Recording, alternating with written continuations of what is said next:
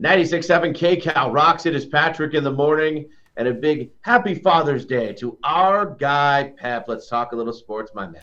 Well, you too as well, Patrick. Hope you had a great Father's Day. And it was actually a great weekend for sports. We got a lot to get to, but of course, everyone's still talking about on this Monday morning the fact that the Lakers still don't have a head coach after Dan Hurley from UConn turned it down.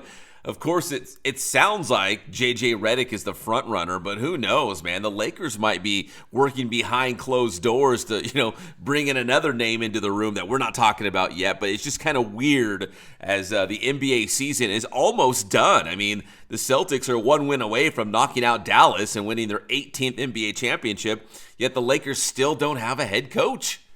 Yeah, really a couple of things here. It's looking like, God, is this a great coaching job, which you would automatically assume it is. And two, it makes you really think that they were really banking on Hurley.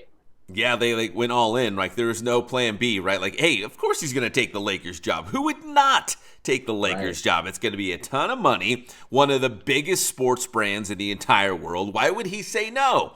Well, he said no. So now what are they going to do now? So that's the question. It's very true. It just makes you wonder, like, okay, did they have a backup plan? Because it doesn't feel like it. No. So it's going to be interesting to see how this all unfolds the next couple of weeks. I know J.J. Redick's obviously, he's got some broadcasting responsibility. So maybe if he is, their number one candidate, maybe he is tied up with, the NBA Finals and things that he's doing. So once the season ends, they can really, get down to the nuts and bolts and work out this contract if he is their guy. Right. I mean, it makes you wonder, like, if it is J.J. Redick and it doesn't work out, it's like, is him and Pelinka going to be out in a couple of years, Oh, my gosh, yeah. It's just very, very interesting. The Lakers' job should be, the best job maybe in the NBA. That, they're, got guys kicking down their door to come in there and be the head coach. But maybe that's not the case.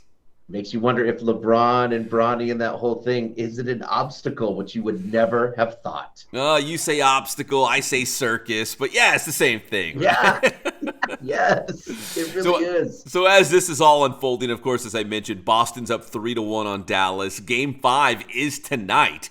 So the Boston Celtics could have NBA championship number 18 by the end of tonight and pass the Lakers for the most titles.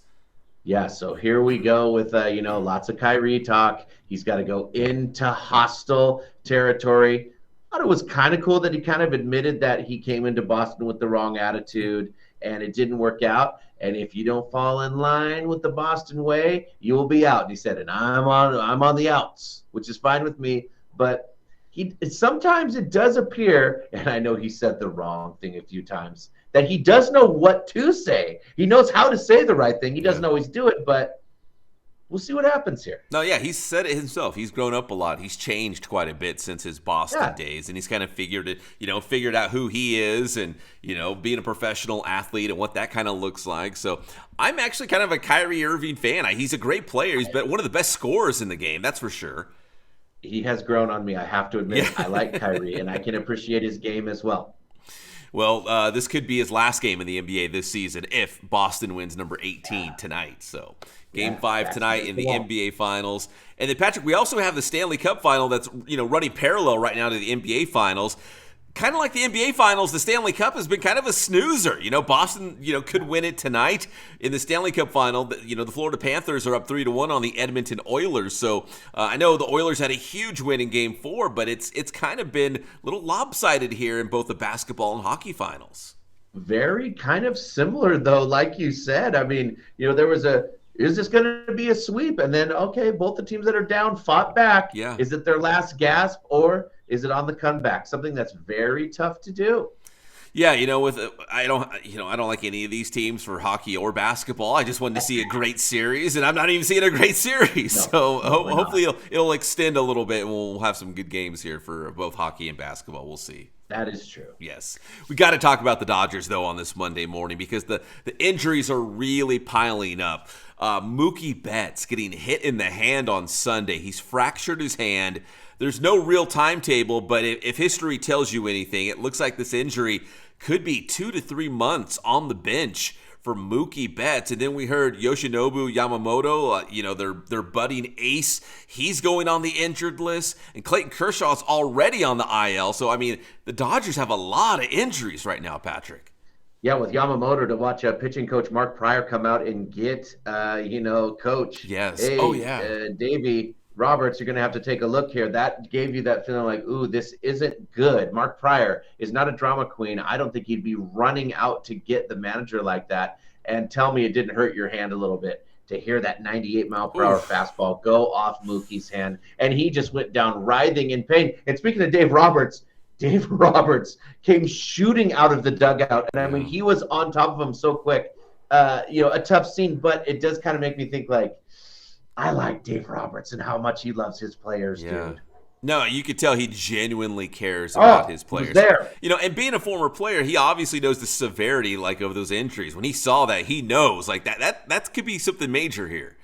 And he knows Mookie's special. I mean, not many players can just go from the outfield and go to shortstop or second base. It's unheard of. Yeah, remember the Dodgers didn't have a shortstop this season, so they're like, well, Mookie's good at everything. We'll put him at shortstop, and he was having a great year. So now they're like, okay, now I think it's going to be Miguel Rojas probably playing short, but now the Dodgers have another hole to fill, with Mookie Betts going to be sidelined for 2 to 3 months. I mean, this is going to be like probably when he comes back, the home stretch of the season. Yeah, Davey knows he's important, man. Yes. It's crazy.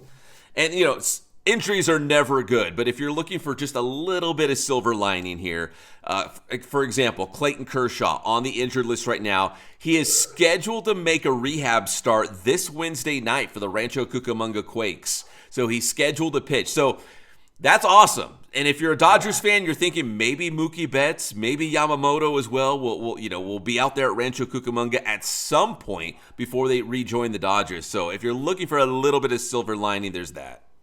At least the baseball season is long, so maybe he'll be there in the end. Yes. And congratulations going out to Bryson DeChambeau, for the second time, your U.S. Open champion, the 124th edition.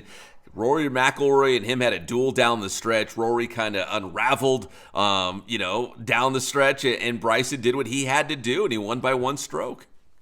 Right, and I mean, I know the media likes to jump on these guys, and the story is that, Rory stormed off and he spun his tires in the gravel. I think part of me is like, okay, they're human, you guys as well. Would you not do the same thing?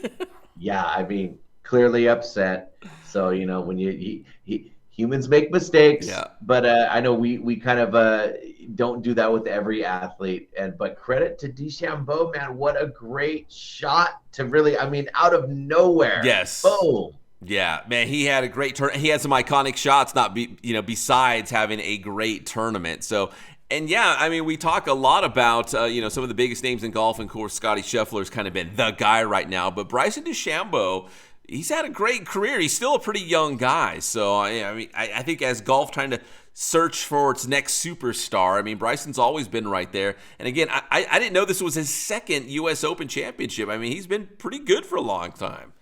And a little bit of the people's champion, a little bit. He let every single person touch the trophy that wanted to touch it. And I also heard that he signed autographs for like 2.5 hours for everyone who wanted one. So at least we always love that. And that's what golf needs, right? A guy that's going to go out of his way for the fans. Even from the broadcasting side, he was like, just ambushing interviews, like just jumping in, like he just wanted to talk and tell everyone about, the tournament. And, so he's very accessible, great with the fans. I mean, that's just great for the golf world. He's a great ambassador.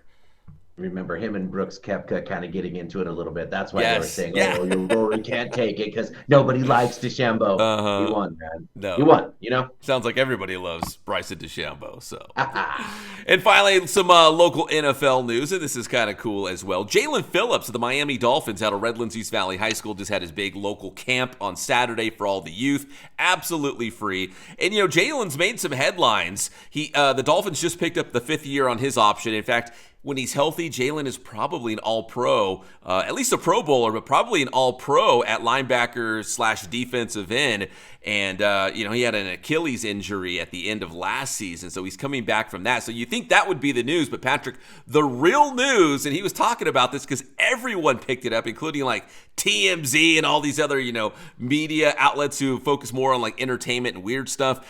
At his home in Miami, he had an iguana pop up in his toilet, and he still does not know why. So I asked him, I'm like, Jaelan, is that true? He's like, 100%. He's like, I have no idea what happened, but there was an iguana in my toilet one morning in Miami. He's like, I don't know where it came from. Boy, how Florida is that story right there. My goodness, with the local tie. See, Pep got his finger on the pulse of every single thing. My goodness, Pep, tell him how to get your stuff. Hey, get my stuff and check your toilets. That's my Yes. advice to you. Get my stuff on Inland Sports, Facebook, Instagram, Twitter. We got the Inland Sports YouTube channel as well. That's Inland Sports.